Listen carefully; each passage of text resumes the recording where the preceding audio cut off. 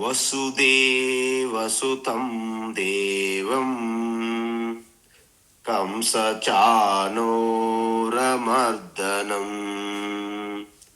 దేవకీ పరమానందం కృష్ణం వందే జగద్గురుం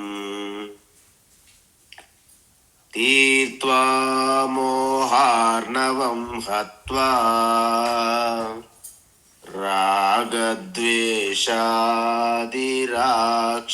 రాగద్వేషాదిరాక్షసాన్ సీతా శాంతి సమాయుక్తా ఆత్మా రామో విరాజతే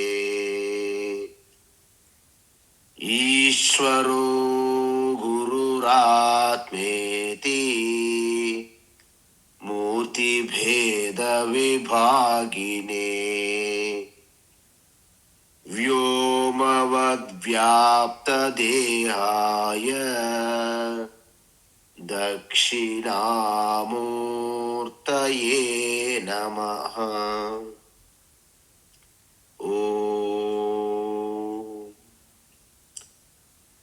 ఆత్మస్వరూప బంధుగణ భగవద్గీత జ్ఞాన యజ్ఞంలో భాగంగా 8వ అధ్యాయం. ఇప్పుడు ఆ బ్రహ్మ భువనాల్లోకం అంటే ఆ బ్రహ్మ అంటే ఆ బ్రహ్మ దగ్గర నుండి అని అర్థం. అంటే ఇక్కడ బ్రహ్మ బ్రహ్మ అని 2 పదాలు ఉంటాయి, మనం గమనించాలి. బ్రహ్మ పరం బ్రహ్మ, బ్రహ్మ బ్రహ్మ అంటే శుద్ధ నిర్గుణ చైతన్య పరమాత్మ బ్రహ్మ అంటే బ్రహ్మన్ అంటారు. ఇక్కడ బ్రహ్మ అంటే చతుర్ముఖ బ్రహ్మాజీ అంటే ఇక్కడ సృష్టికర్త స్థితికర్త లయకర్త అని మనం పూర్తిగా విడదీసి పురాణాలలో చెప్తున్నట్టుగా ఇక్కడ ఆ బ్రహ్మ భువనలోకం అంటే ఆ బ్రహ్మాజీ అంటే చతుర్ముఖ బ్రహ్మలోకము నుండి అక్కడ నుండి ఏ లోకమైన ఈ సృష్టిలో ఈ విశ్వములో తాత్కాలికములే క్షణికములే. అయితే ఇంతకీ ఆ బ్రహ్మలోకం బ్రహ్మాజీ యొక్క జీవితకాలం ఆయుష్ ఎంత, ఆ విషయం చెప్తున్నారు ఇక్కడ భగవాన్. అందువలన సహస్రయుగ పర్యంతం అహర్యద్ బ్రహ్మణో విదుః రాత్రిం యుగ సహస్రాంతాం దేహో రాత్రవిదో జనాః. అంటే ఇక్కడ బ్రహ్మాజీ యొక్క ఆయుష్ అంటే జీవితకాలం చెప్తున్నా. మీరు ఈ యొక్క లెక్కను వింటే మీకు ఆశ్చర్యం వేస్తుంది. ఎందుకంటే ఈ వస్తున్న శ్లోకాల్లో బ్రహ్మదేవుని అంటే చతుర్ముఖ బ్రహ్మదేవుని యొక్క జీవితకాలం గురించి చెబుతూ ప్రారంభించారు కృష్ణ భగవాన్. ఏంటంటే ఒకరోజు, ఒక నెల, సంవత్సరం అయితే మనం ఎలాగైతే లెక్క పెడతామో ఈ విధంగా మీకు యుగము అని అంటారు. అంటే తెలుసు కదా, సత్యయుగము లేదా కృతయుగము అంటారు. తరువాత త్రేతాయుగం అంటారు. తరువాత ద్వాపర యుగం, ఇప్పుడు నడుస్తున్నది కలియుగం అంటారు. సో మన శాస్త్రాలు మన పురాణాల ప్రకారం కలియుగం యొక్క సమయం అంటే ఏంటి, మొత్తం కలియుగం యొక్క పరిమితి చూసుకుంటే 4,32,000 సంవత్సరాలు అంటారు కలియుగం నిడివి. మరి ద్వాపర యుగము కలియుగమునకు రెండింతలు అంటే 2 రెట్లు చేస్తే ద్వాపర యుగము అంటే 86,04,000 సంవత్సరములు అన్నమాట. అదేవిధంగా త్రేతాయుగం అని చూసుకున్నాం అనుకోండి, అది కలియుగమునకు 3 రెట్లు అంటే 1,00,00,000 అంటే 1,00,00,000 సారీ 12,96,000 సంవత్సరాలు అంటే 12,96,000 సంవత్సరములు ఒక త్రేతాయుగం. అలాగే కృతయుగం అంటే 17,28,000 సంవత్సరములు. 17,28,000 సంవత్సరాలు. ఇప్పుడు ఎన్ని అయ్యాయి? 4 యుగాల యొక్క ఒక్కొక్క యుగం యొక్క పరిమితి ఎన్నిటివి చూసాం. అయితే ఈ 4గింటిని కలిపామనుకోండి, ఈ 4 కలిపితే అంటే ఒక చతుర్యుగం అంటారు. అంటే 43,20,000 సంవత్సరాలు. ఈ చతుర్యుగం అంటే ఏంటండి? 43,20,000 సంవత్సరాలు ఒక చతుర్యుగం. ఇలాంటి చతుర్యుగానికి 2,000 చతుర్యుగాలు అంటే బ్రహ్మదేవునికి ఒక రోజు. చూడండి, మనకు ఒక రోజు అంత 24 గంటలు పడుతుందా? అంటే మనకి 24 గంటలు ఒక రోజు ఎలాగో బ్రహ్మదేవుని యొక్క ఒక రోజు కాలము ఈ 2,000 చతుర్యుగాలు. మీరు లెక్కేయండి. అంటే ఎలా లెక్కేస్తారు? 43,20,000 43,20,000 సంవత్సరములు ఇంటూ 2,000 వేసుకుంటే బ్రహ్మాజీకి ఒక రోజు.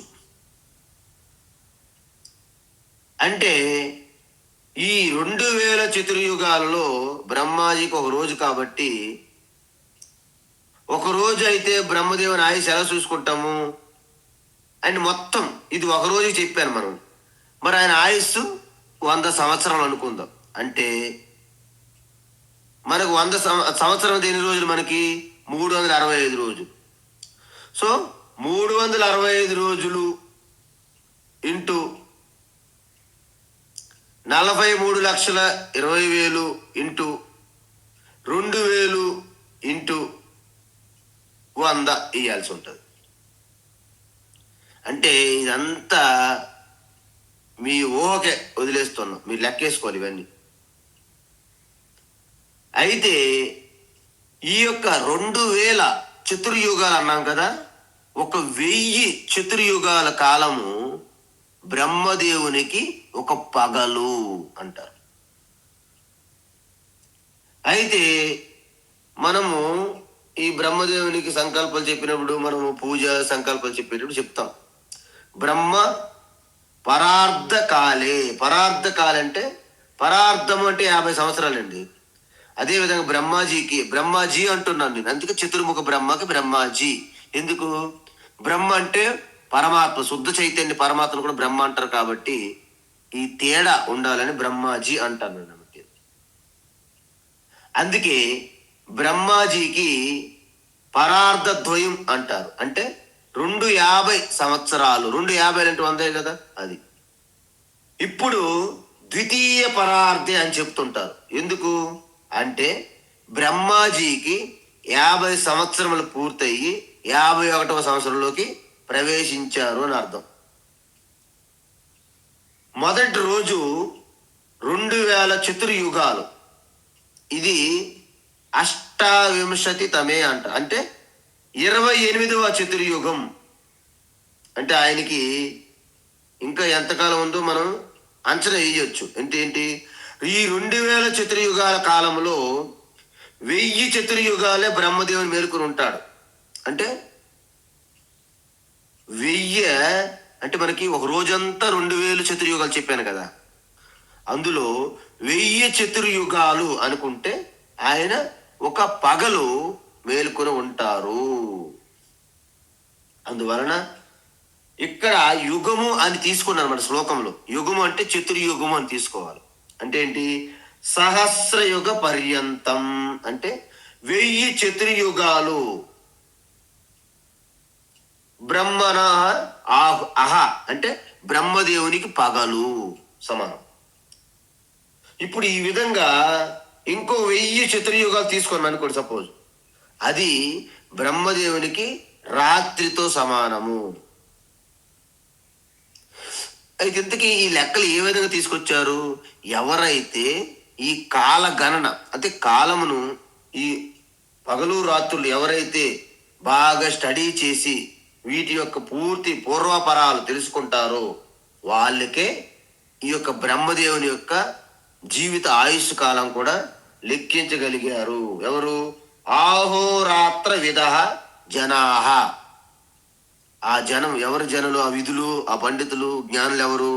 ఆహోరాత్ర విధ అంటే రాత్రి పగలు బాగా వాటి గురించి అధ్యయనం చేసినటువంటి ఈ కాలతత్వాన్ని ఎవరైతే తెలుసుకుంటారో వారు బ్రహ్మదేవుని యొక్క రాత్రి పగలలో పూర్తిగా వివరించారు.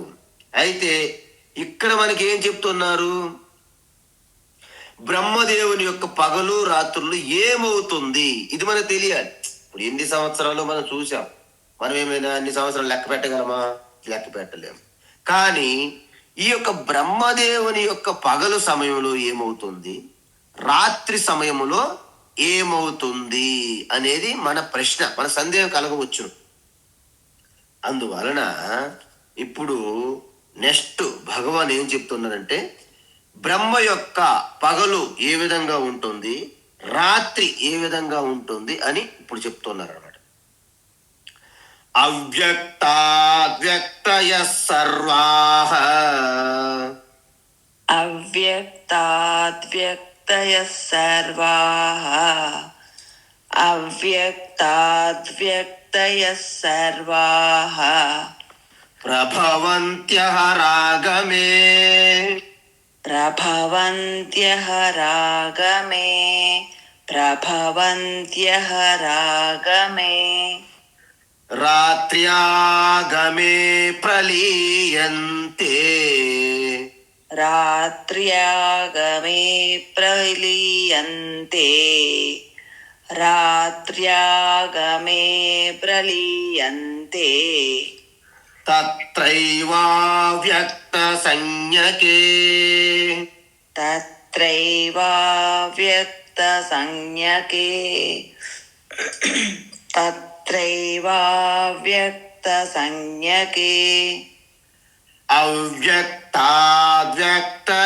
సర్వాః ప్రభవంత్యః రాగమే అవ్యక్తాద్వ్యక్తయః సర్వాః ప్రభవంత్యః రాగమే అవ్యక్తాద్వ్యక్తయః సర్వాః ప్రభవంత్యః రాగమే రాత్ర్యాగమే ప్రలీయంతే తత్రైవావ్యక్త సంజ్ఞకే రాత్ర్యాగమే ప్రలీయంతే తత్రైవావ్యక్త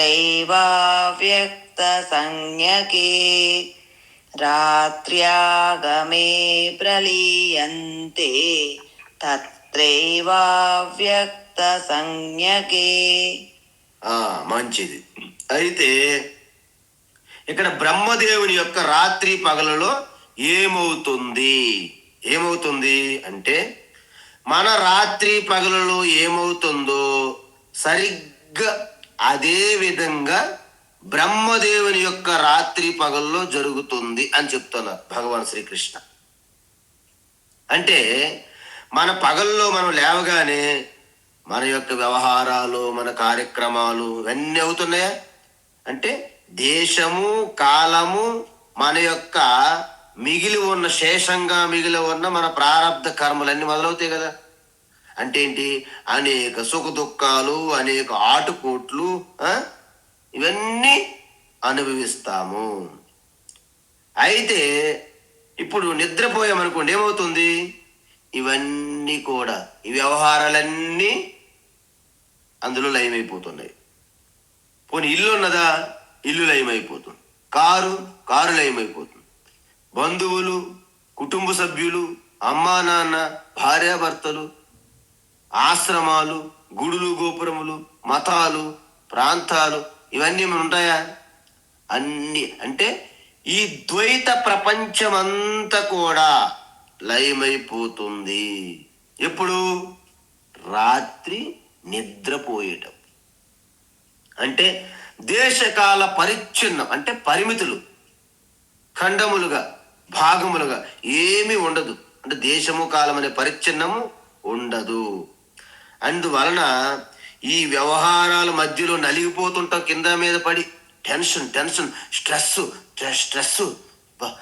అందుకే ఈ మధ్య కాలంలో హార్ట్ అటాక్లు ఎక్కువ వస్తాయి. ఎందుకంటే ఈ టెన్షన్స్ అన్నమాట, మానసికంగా. అందువలన ఈ సుఖ దుఃఖాలతో నలిగిపోతుంటాం. ఎప్పుడు? పగటిపూట. ఒక్కసారి మీరు నిద్రలోకి వెళ్తే ఇవన్నీ కూడా, ఈ వ్యవహారాల సుఖ దుఃఖాలు ఇవన్నీ కూడా ఏమి ఉండవు. అందువల్ల ఆ గాఢ నిద్ర అంటే సుషుప్తి అవస్థని నిర్వికల్ప అవస్థ అంటారు. దాన్ని నిర్వికల్ప అంటారు. ఎందుకు? ఎటువంటి ద్వైతం అనేది రెండోది లేదు. ఆలోచన కానీ, సంకల్పం కానీ, భావన కానీ, కోరిక కానీ ఏమీ ఉండవు. కాకపోతే నేను నిద్రపోతే నాకు మాత్రం ఈ బాహ్య ప్రపంచము నా వ్యక్తిగతకి చెందినటువంటి వ్యవహారాలు, సుఖ దుఃఖాలు మాత్రమే లయమవుతాయి. ఇంకా మేలుకొని ఉన్నారనుకోండి. ఇప్పుడు ఈ రోజుల్లో ప్రపంచమంతా, మనకిక్కడ పగలనుకోండి, అమెరికాలో రాత్రి. అమెరికా వాళ్ళకి రాత్రి అనుకోండి, ఇక్కడ పగలు. అంటే మనం పడుకున్నప్పుడు వాళ్ళు మేల్కొని ఉన్నారుగా, వాళ్ళు మేల్కొని ఉన్నప్పుడు మనం పడుకుంటున్నాంగా. అందువలన మనం నిద్రపోయే సమయంలో ఇంకా మేల్కొని ఉన్నవారికి బాహ్య ప్రపంచం అలాగే ఉంటుంది. వాళ్ళ వ్యవహారాలు, వాళ్ళ సుఖ దుఃఖాలు కొనసాగుతూనే ఉంటాయి. కానీ ఈ ఒక్క విషయంలో బ్రహ్మదేవుని యొక్క పడుకున్నాం అనుకోండి ఆయన, అప్పుడేమవుతుంది? మనం పడుకునే విధంగా ఈ వ్యవహారాలు, సుఖ దుఃఖాలు లయమైనట్టు కాదు. మరేమవుతుంది? ప్రళయము జరుగుతుంది. అంటే మనం నిద్రపోతే లయమవుతుంది, బ్రహ్మదేవుని యొక్క నిద్రలో ప్రళయం జరుగుతుంది. అంటే ప్రళయం అంటే ఏంటి? సృష్టి మొత్తము అవ్యక్తములోకి వెళుతుంది. అంటే మనం నిద్రపోయినప్పుడు కూడా మన వ్యక్తిగత సృష్టి ఏదైతే ఉందో, మన వ్యవహారాలు, మన యొక్క వ్యాపారాలు, ఇవన్నీ కూడా ఏ విధంగా అయితే అవ్యక్తంలోకి వెళుతున్నాయో, యావత్తు సృష్టి అంటే మనం నిద్రపోతే కొంతమంది మెలుగుండం. మళ్ళీ ఎప్పుడు? బ్రహ్మదేవుని యొక్క నిద్ర సమయంలో యావత్తు సృష్టి మొత్తము మన గాఢ నిద్ర మాదిరిగా ప్రళయంలోకి వెళ్ళిపోతున్నాయి. నేను పడుకున్నప్పుడు నా ప్రపంచం, నా వ్యక్తిగత ప్రపంచం అవ్యక్తంలోకి వెళ్తుందా చెప్పాను కదా. మరి నేను లేవగానే నా జీవిత ప్రపంచం అంతా మళ్ళీ మొదటికి వస్తుంది. అది అవ్యక్తంలోకి వెళ్తుంది తప్ప నాశనం కావట్లేదు. ఇది మనం గమనించాలి పాయింట్ అన్నిటికంటే. ఇది అసలైన జ్ఞానం. ఏంటి? మనం నిద్రపోయేటప్పుడు మన వ్యవహారాలు, వ్యాపారాలు, సంబంధాలు అన్నీ కూడా కాసేపు అవ్యక్తంలోకి వెళ్తున్నాయే తప్ప నాశనం కావట్లేదు. ఎందుకంటే నేను లేవగానే నా సుఖదుఖాలు, నా వ్యవహారాలు, నా బెంగలు, నా అలజడి, నా ఆందోళనలు మళ్ళీ వచ్చి మీద కూర్చుంటాను. అందువలన బ్రహ్మదేవుని నిద్రలో కూడా ఈ యావత్ సృష్టి అంతా అవ్యక్తంలోకి వెళ్తుంది తప్ప నాశనం కావట్లేదు. అందువలన మీరు ఒకటి గమనించండి, మన సైన్స్ ఏం చెప్తుంది? మ్యాటర్ అంటే ఏదైతే వస్తువులు పదార్థం ఉన్నదో దాన్ని మనం పూర్తిగా నాశనం చేయలేము, అలాగని కొత్తది క్రియేట్ చేయలేము, అంటే నిర్మించలేము, కొత్త తయారు చేయలేము. Matter cannot create, cannot destroy. Energy cannot create, cannot destroy. అంటే మ్యాటర్ అండ్ ఎనర్జీ కన్జర్వేషన్ లా అంటారు దీన్ని. ఈ కన్జర్వేషన్ లాలో దేన్ని కూడా మనము కొత్తగా నిర్మించలేము, క్రియేట్ చేయలేము, తయారు చేయలేము, నాశనము చేయలేము. అయితే మరి ఏం చేస్తున్నాము? మనం కేవలము ఒక రూపములో, ఒక అవస్థలో ఉన్నదాన్ని ఇంకొక రూపము, ఇంకొక అవస్థలో మార్చగలం అంతే. ఐస్గా ఉన్నది నీరుగా మార్చాము. నీరు వేడి చేస్తే అది అలాగా ఆవిరైపోతుంది. ఇక నీరు లేదు, అంత మాత్రం నీరు పూర్తిగా నాశనం అయ్యిందని కాదు కదా. ఆ విధంగా ఈ సృష్టి అంతా కూడా, అందుకే వేదాంతం ప్రకారం బ్రహ్మ విద్యలో సృష్టి ఈశ్వరుడు క్రియేట్ చేసాడంటే ఒప్పుకోరు. సృష్టి ఎవరు క్రియేట్ చేయడం ఉండదు. సృష్టి అది అనాదిగా ఉంటుంది తప్ప అది వ్యక్తమవుతుంది, మళ్ళీ అవ్యక్తంలోకి వెళ్ళిపోతుంది. ఇప్పుడు చెట్టు మనకి నాశనం అయిందని మనం భ్రమపడతాం.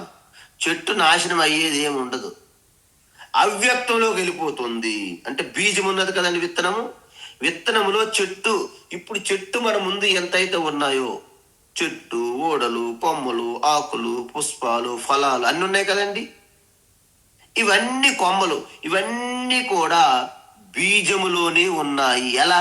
అవ్యక్తంగా ఉన్నాయి, ఇప్పుడు వ్యక్తమయ్యాయి. అందుకే బ్రహ్మ విద్యలో సృష్టి క్రియేషన్ అంటే ఏమి ఉండదు. సృష్టి వ్యక్తమవుతుంది, అవ్యక్తమవుతుంది. సృష్టి స్థితి లయ స్వరూప తుముహు అనాది రూప అవు మహదేవ దర్శన దీజో తుముహో జగతకి ధాత. చూసారా, సృష్టి స్థితి లయ కూడా ఒక్క పరమాత్మ స్వరూపమే. అందువలన అది అనాది రూపం, అది ఆది లేదు, అంతము కాదు. ఈ అనాది రూపము కాబట్టి సృష్టి ఎప్పుడు కొత్తగా కొత్త సృష్టి జరుగుతుంది. కొత్త సృష్టి అంటే ఏముండదు.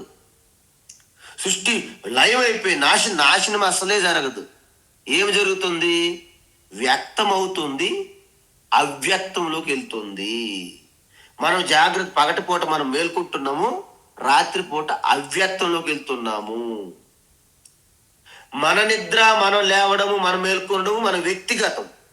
బ్రహ్మదేవుని యొక్క లేవడము, పడుకోవడంలో యావత్ సృష్టి లయమవుతుంది, అవ్యక్తంలోకి వెళ్తుంది, మళ్ళీ ప్రకటమవడము వ్యక్తమవుతుంది అని చెప్పారు.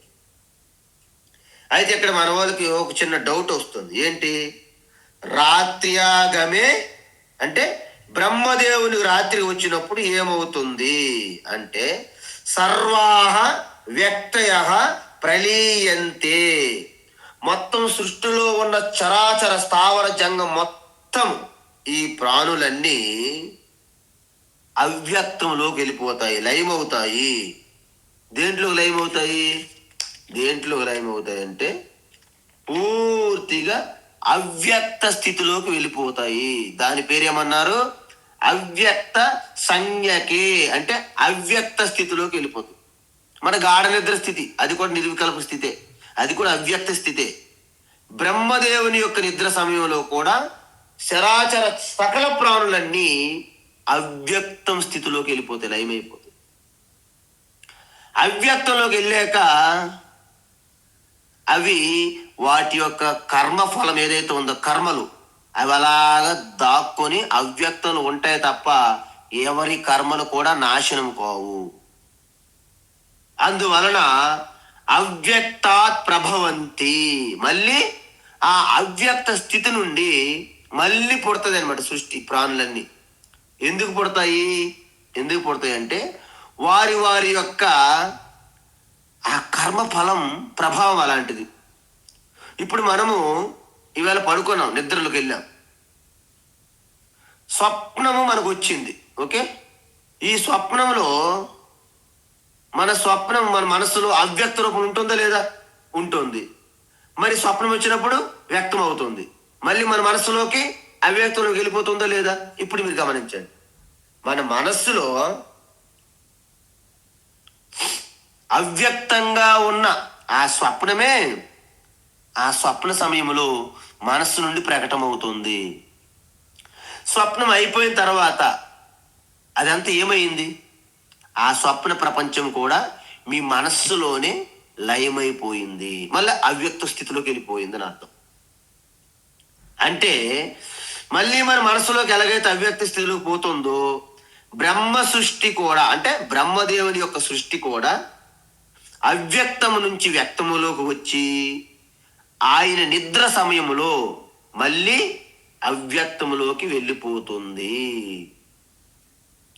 అయితే ఇది కొత్తగా చెప్పారా? కాదు. 2వ అధ్యాయములో 28వ శ్లోకం మీరు ఒకసారి మీకు గుర్తు లేకపోతే 2వ అధ్యాయములో 28వ శ్లోకంలో చెప్పాం, అవ్యక్తాదీని భూతాని వ్యక్తమధ్యాని భారత అవ్యక్త నిధనాన్యేవా తత్ర కా పరిదేవనా అని చెప్పాం. అంటే మనము అవ్యక్తము నుండే సకల ప్రాణులన్నీ వ్యక్తమవుతున్నాయి, మళ్ళీ వ్యక్తము నుండి అవ్యక్త స్థితిలోకి వెళ్ళిపోతున్నాయి. ఇది నిరంతరం జరిగే ప్రక్రియ కాబట్టి దానికోసం అనవసరంగా నువ్వెందుకు దిగులు చెందుతున్నా, బాధపడుతున్నావు అర్జున, హే భారత, భరత కులోత్తమ అని అక్కడ చెప్పారు. అందువలన ఇక్కడ మనము సృష్టి జరిగింది, సృష్టి లయం నాశనం అయిపోయింది, ఇలాంటి భావనలు మనం పక్కన పెట్టి సృష్టి అంటే వ్యక్తం అవడము, ప్రళయం అంటే మళ్ళీ అవ్యక్తమైన బీజ స్థితిలోకి వెళ్ళిపోవడమే, ఇక్కడ నాశనం అయ్యేది ఏమీ లేదు అనే ఒక జ్ఞానం మనకి భగవాన్ శ్రీకృష్ణ ఇక్కడ అందిస్తున్నారు. అంతకుముందు మరి ఇప్పుడు ప్రళయం ముందు కూడా, సృష్టికి ముందు కూడా జగత్తు ఉందా లేదా? ఉంది. ఎలాగా? అవ్యక్త స్థితిలో ఉంది. మరి అవ్యక్తం నుంచి వ్యక్తం అవ్వాలంటే కర్మఫలం కావాలి కదా, కర్మఫలం కావాలి. ఇప్పుడు మనం ఉన్నాం, ఇప్పుడు మనం ఇలాగ రావడానికి కారణము మన కర్మఫలము. ఓకే, మన కర్మఫలం. మరి కర్మఫలం లేకుండా ఎలాగ వస్తున్నది?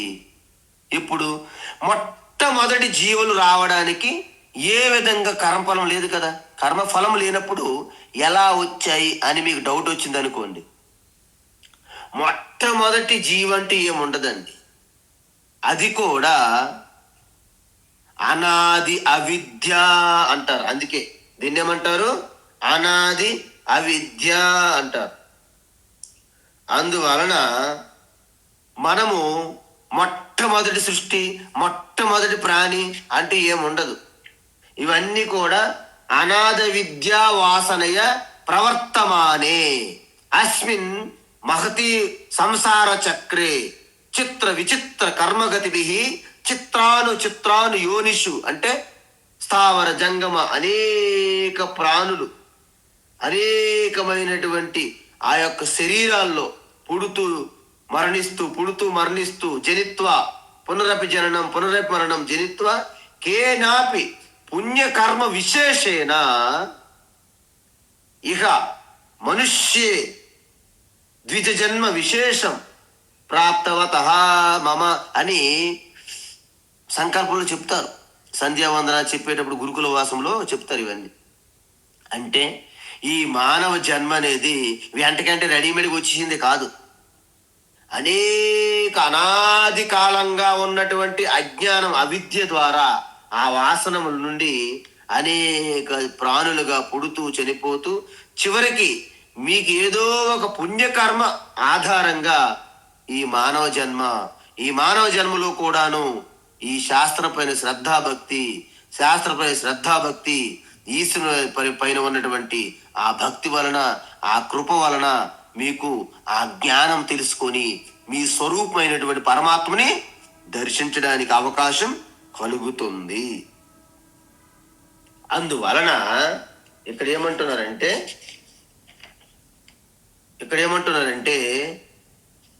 స ఏవ అయం భూతగ్రామ సారీ అవ్యక్తి అని చెప్పాను కదా. అందువలన ఇక్కడ సృష్టి అంటే మీరు ఒకటే తెలుసుకోవాలి, కొత్తగా తయారు చేసేది ఏమీ లేదు ఈ సృష్టిలో. ఈశ్వరుడు తయారు చేశాడు సృష్టి, ఈశ్వరుడు తయారు చేసింది ఏమీ లేదు. ఆయన కేవలము కర్మఫల దాత. కర్మఫల దాత అంటే ఏంటండి? మనకి ఎటువంటి కర్మలు చేశామో వాటిని తప్పించకుండా న్యాయబద్ధంగా ఒక జడ్జు వలె మన కర్మ ఫలాలను మనకు అందించడమే. ఆయన ఒక జడ్జి స్థానంలో ఉంటారు తప్ప ఆయన ఇష్టానుసారము సృష్టిని సృష్టించడానికి అవకాశం లేదు. అందువలన ఈ సృష్టి అంతా కూడా మనం ఏ విధంగా అయితే పగటిపూట మన వ్యవహారాలన్నీ చేస్తున్నప్పుడు రాత్రిపూట అవన్నీ అవ్యక్తంలోకి వెళ్తాయి తప్ప నాశనం కావట్లేదు. సపోజ్ నేను ఈవేళ మన క్లాస్ చెప్పాం, ఈ రాత్రి పడుకుంటాం, ఇవంతా నాశనం అయిపోయింది అనుకోండి, మళ్ళీ రేపటికి ఎవరికి ఏం గుర్తుండదు. రేపటికి 8వ అధ్యాయం మళ్ళీ మొదటి స్టార్ట్ చేస్తాం. అందువలన ఎవరి ఏ వ్యవహార సుఖ దుఃఖాలు అన్నీ కూడాను తాత్కాలికంగా అవ్యక్త స్థితిలోకి వెళ్తాయి. మనం వ్యక్తిగతంగా అయితే మన ఒక్కరి యొక్క సృష్టి అవ్యక్తంలోకి వెళ్తుంది. అదే యొక్క బ్రహ్మదేవుని యొక్క నిద్ర సమయంలో యావత్తు విశ్వముకు సంబంధించిన సృష్టి అంతా కూడాను అవ్యక్తములోకి వెళుతుంది అని చెప్పారు. భూతగ్రామస్స ఏవాయం భూతగ్రామస్స ఏవాయం భూతగ్రామస్స ఏవాయం భూత్వా భూత్వా ప్రలీయతే భూత్వా భూత్వా ప్రలీయతే భూత్వా భూత్వా ప్రలీయతే రాత్ర్యాగమే వశ పార్థ రాత్ర్యాగమే వశః పార్థ రాత్ర్యాగమే వశః పార్థ ప్రభవత్యః రాగమే ప్రభవత్యః రాగమే ప్రభవత్యః రాగమే భూతగ్రామస్స ఏవాయం భూత్వా భూత్వా ప్రలీయతే భూతగ్రామస్స ఏవాయం భూత్వా భూత్వా ప్రలీయతే భూతగ్రామస్స ఏవాయం భూత్వా భూత్వా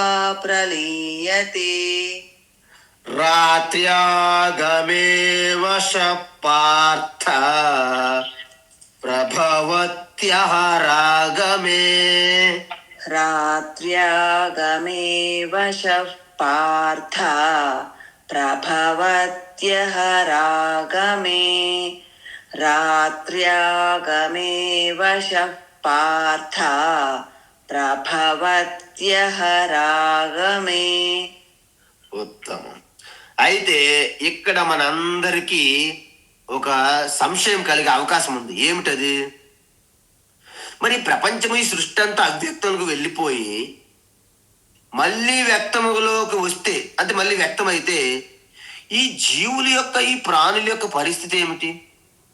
ఎందుకు ఈ జీవుల పరిస్థితి కూడా అంతే కదా. అంటే జీవులు కూడా అవ్యక్తంలో వెళ్ళిపోతాయి, మళ్ళీ వ్యక్తంలోకి వస్తాయి. అంటే జీవులు ఎలా అలా అవ్యక్తంలోకి వెయ్యి చతుర్యుగాలు ఉండి వాటి కర్మ ఫలానుసారం మళ్ళీ పుడతాయా అని మనకు డౌట్ వచ్చిన రాకపోయినా భగవాన్ చెప్తున్నారు. ఏంటి?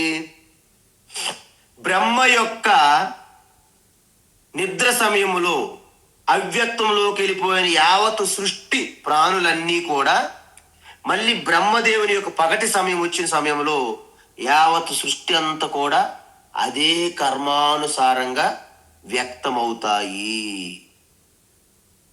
అంటే ప్రళయములో అలా అవ్యక్తములోకి వెళ్ళి మళ్ళీ వ్యక్తములో రావడం ఎలా జరుగుతుందో తెలుసుకోవాలనుకుంటే ఈశ్వరుని మనకి ప్రళయ అనుభవాన్ని చిన్న టేస్ట్ డెమో మనకి చూపెడుతున్నారు అన్నమాట.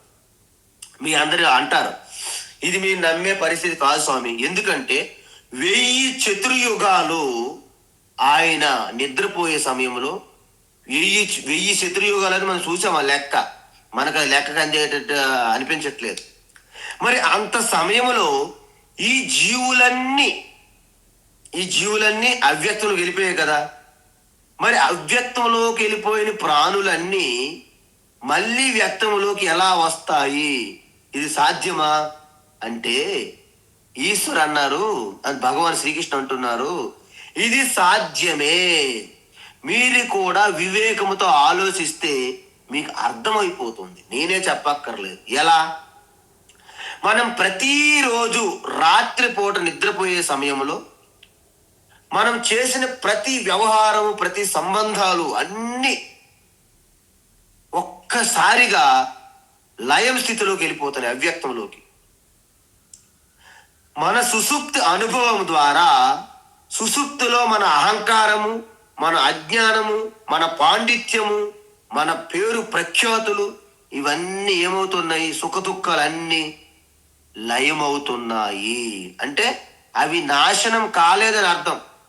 ఒకవేళ నాశనం అనుకోండి, ఎంతో కష్టపడి ఈవేళ ఎమ్మెల్యే అయితే రేపు నువ్వు ఎమ్మెల్యే కాదని అనుకోండి, ఆయన పరిస్థితి.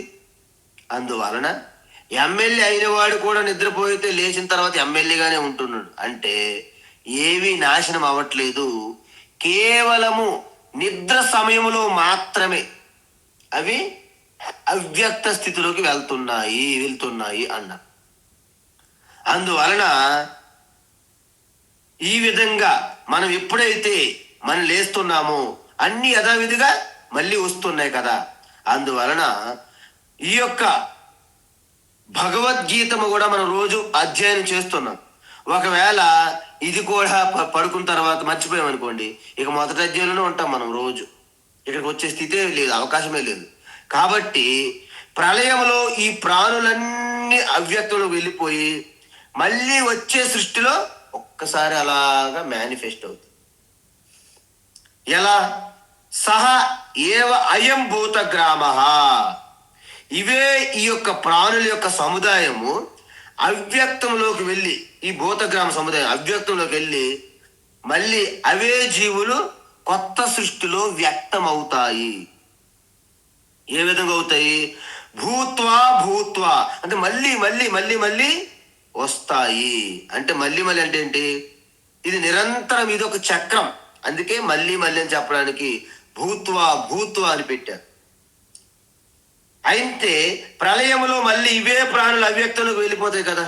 ప్రళయంలో ఇవే ప్రాణులు అవ్యక్తంలోకి వెళ్తాయి కదా. అంటే దీన్ని బట్టి ఏమి తెలిసింది మనకి? కొత్త జీవులు, కొత్త ప్రాణులు సృష్టి అంటూ ఏమీ ఉండదు ఈ సృష్టిలో. మనం ఏమనుకుంటామంటే ఒకప్పుడు మనది 10 కోట్ల జనాభా, బ్రిటిష్ వాళ్ళ టైంలో 30 కోట్ల జనాభా, ఇప్పుడు చూస్తే 140 దాటిపోయింది మన జనాభా. మనమేమనుకుంటాము? కొత్తగా ఎంతమంది వచ్చేసారో అనుకుంటాం. కానీ భగవాన్ ఏమంటున్నారంటే ఈ సృష్టిలో కొత్త జీవులంటూ ఏమీ తయారవ్వవు, కొత్తగా ఏమి ఉండవు. అన్నీ ఆ యొక్క సంసార చక్రం, సృష్టి చక్రంలో తిరుగుతూ ఉన్నాయి, కింద మీద వెళ్తున్నాయి తప్ప కొత్త ప్రాణి జీవి అనేది కొత్త సృష్టి జరగదు. మరి ఏమవుతుంది? అవ్యక్తంలోకి వెళ్ళినవే వ్యక్తం అవుతున్నాయి. మరి కొత్తగా జీవులు పుట్టడం లేదంటే ఈ ప్రపంచ జనాభా ఈ రోజు 8 బిలియన్లు పెరిగిపోయింది. దాని సంగతి ఏమిటి అంటే మనం ఒక మాట, మనము మానవ జాతి సంఖ్య మాత్రమే, అంటే ఈ మానవుల పాపులేషన్ మాత్రమే మనం లెక్కలో తీసుకుంటున్నాం. కానీ మన శాస్త్రం ఏం చెప్పిందండి? ఈ జీవులన్నీ 14 లోకాల్లో ఎక్కడెక్కడ దేవతల నుండి, అంటే దోమ వరకు, బ్యాక్టీరియా వరకు, అంటే ఈ బ్రహ్మలోకాది స్వర్గలోకాది దేవతల నుండి ఈ యొక్క చీమలు, బ్యాక్టీరియాలు, వైరస్, ఈవెన్ కరోనా వైరస్ వరకు ఇవన్నీ కూడా సంఖ్యలో ఎటువంటి మార్పు ఉండదు. కానీ అక్కడ ఎక్కువ తక్కువ ఈ బ్యాలెన్స్ మారుతుంటాయి అన్నమాట. అందుకే మహాత్ములు ఏమంటారంటే, ఒకప్పుడు విపరీతమైన అడవులు ఉండేవి కదండి. అడవుల్లో పులులు, సింహాలు విపరీతంగా ఉండేవి. అందుకే ఆ రోజుల్లో పులి చర్మము, జింక చర్మము అవి వేసుకొని ధ్యానం చేసుకోవడానికి చాలా దొరికి శాస్త్రాలు చెప్పేవారు. ఇప్పుడు జింక, పులి చర్మం ఎక్కడ దొరుకుతుంది? అందువలన ఒకప్పుడు అడవులు ఎక్కువ ఉండడం వలన పులులు, సింహాలు అడవుల్లో ఉండేవి. ఇప్పుడు అడవులు కొట్టేయడం వలన ఆ పుల్లు, సింహాలే మనుషులుగా పుడుతున్నాయి. అందుకే చూడండి, మనలోన వాడు బెబ్బులి పులి, వాడు కొమరం పులి, వాడేమో కొదవ ఏదో సింహము, ఏదో సంథింగ్ సింహాలు, పులులు ఉన్నారు మనలో. చూడండి అందరు. అంటే ఒకప్పుడు అడవుల్లో ఉన్నటువంటి సింహాలు, పులులు ఇప్పుడు మనుషులుగా 2 కాళ్ళతో తిరుగుతున్నారు అని అర్థం. అంటే మీకు ఒకటి లెక్క, జీవుల సంఖ్యలో తేడా లేదు, కానీ వాటి రూపాల్లో తేడా కనిపిస్తుంది మనకి. ఎందుకు? ఈ సృష్టిలో జీవులు అనేవి కొత్తగా పుట్టడము, కొత్తగా ఏమి సృష్టి జరగదు. ఎందుకు? Matter cannot create, cannot destroy. Matter can change one form to another form. ఈ విధంగా ఈ యొక్క సైన్స్ యొక్క నియమం ఏదైతే ఉందో అదే మన సృష్టి నియమము, అదే మన యొక్క వేదం కూడా పాటిస్తుంది. అందువలన వేదము అలాగని పూర్తి సైన్స్ అని చెప్పలేము, అలాగని వేదము సైన్స్ కి విరుద్ధమని చెప్పలేము. ఎందుకు? సైన్స్ కూడా దాటి ఉన్నటువంటి తత్వజ్ఞానమే వేదము కాబట్టి.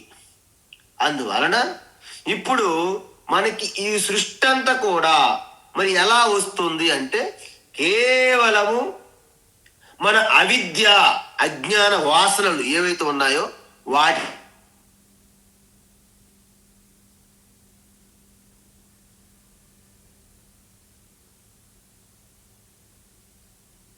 But cannot be destroy, cannot be create అంటారనమాట.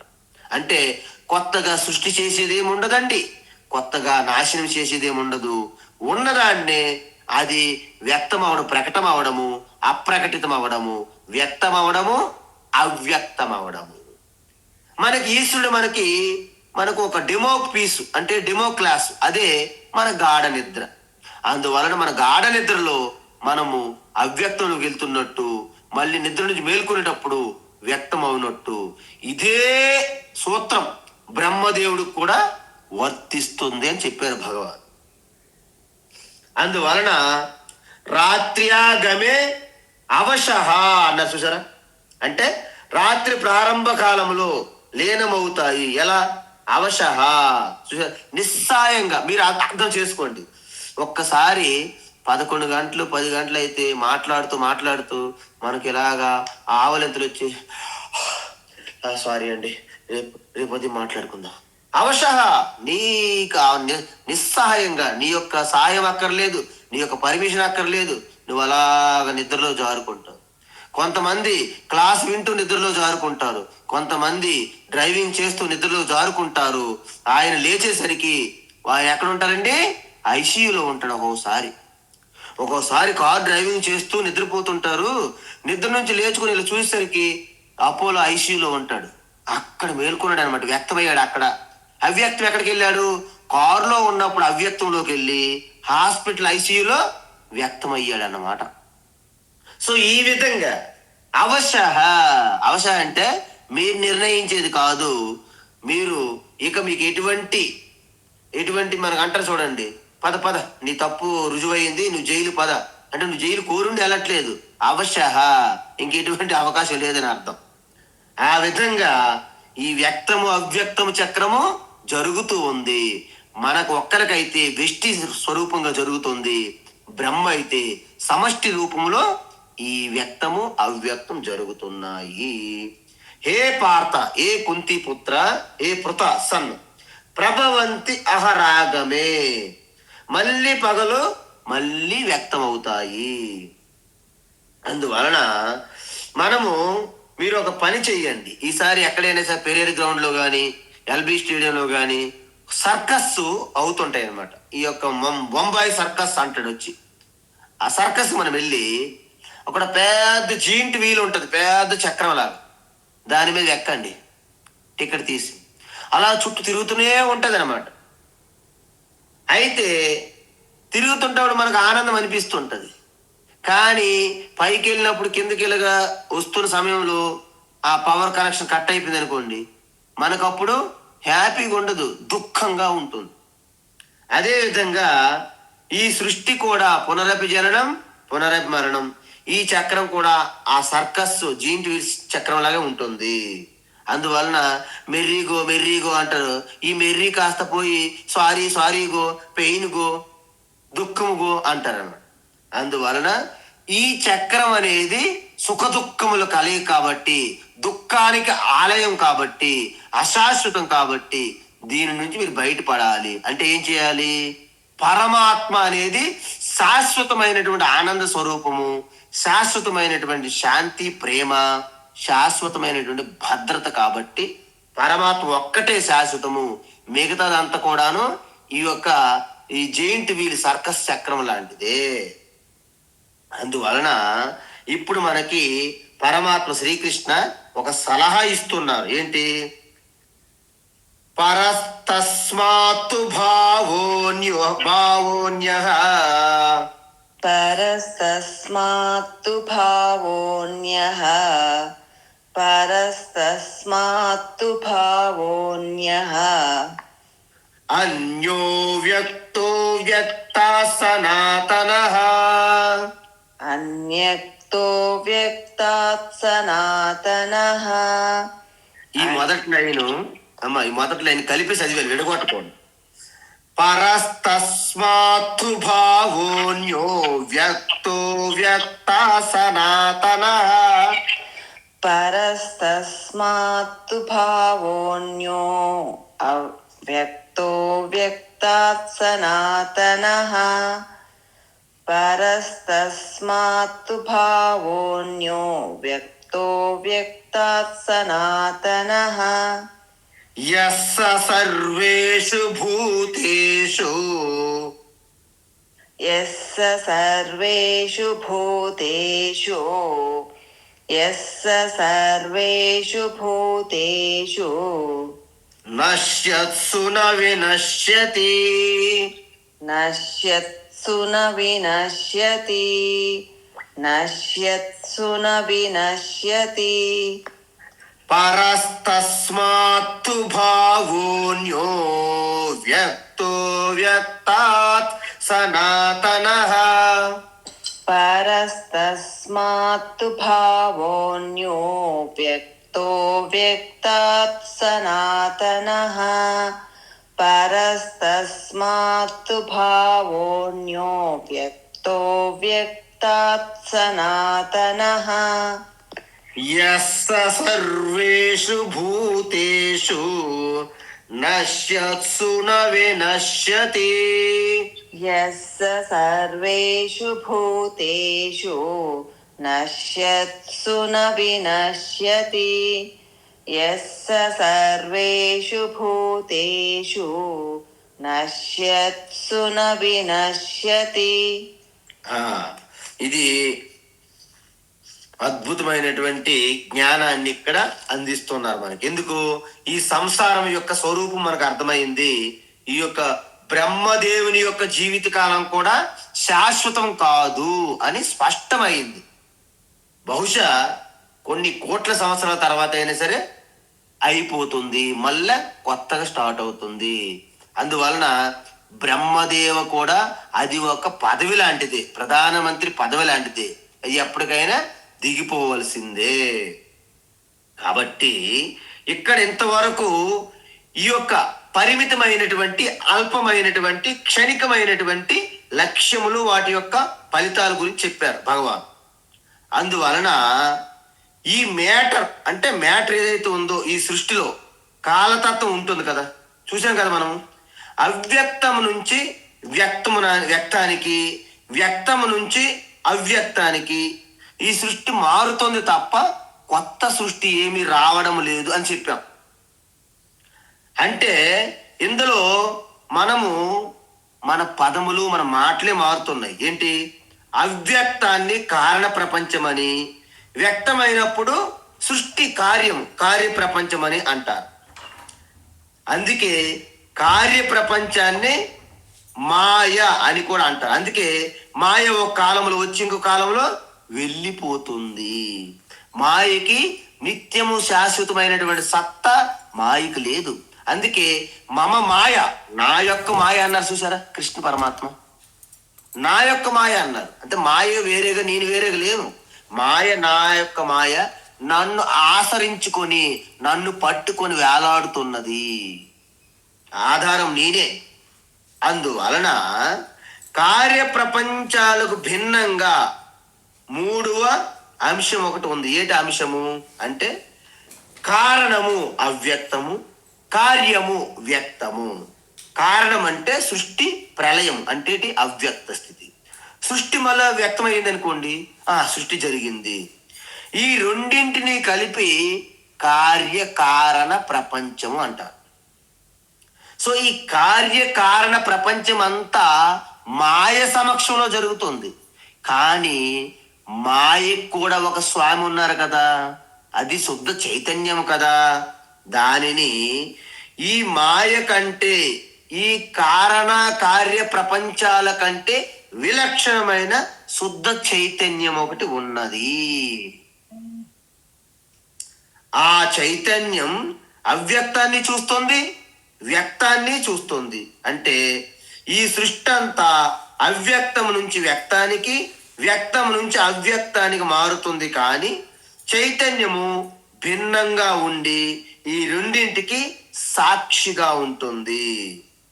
అందుకే ఇది మనము పూర్తిగా ఈ సాక్షి అంటారు. అందుకే జాగ్రత్త, స్వప్నము, గాఢ నిద్ర మూడింటికి సాక్షి. జాగ్రత్త స్వప్న అనుకోండి. మనకి ప్రాతస్వరంలో చెప్పాను నేను. ఏంటి? సచ్చిత్ సుఖం పరమహంస గతిం తురీయం యత్ స్వప్న జాగర సుసుప్తిమవైతి నిత్యం. నిత్యం చూసారా? అంటే స్వప్నంలోను, అంటే జాగ్రత్తలోను, స్వప్నంలోను, సుసుప్తిలోను ఈ మూడింటికి ఆధారంగా ఉంటూ, మూడు అవస్థలకి సాక్షిభూతంగా ఉంటూ, మూడు లేనప్పుడు కూడా నిలిచి ఉంటుంది, నిత్యమై ఉంటుంది, శాశ్వతమై ఉంటుంది. దానినే శుద్ధ చైతన్యము అంటారు.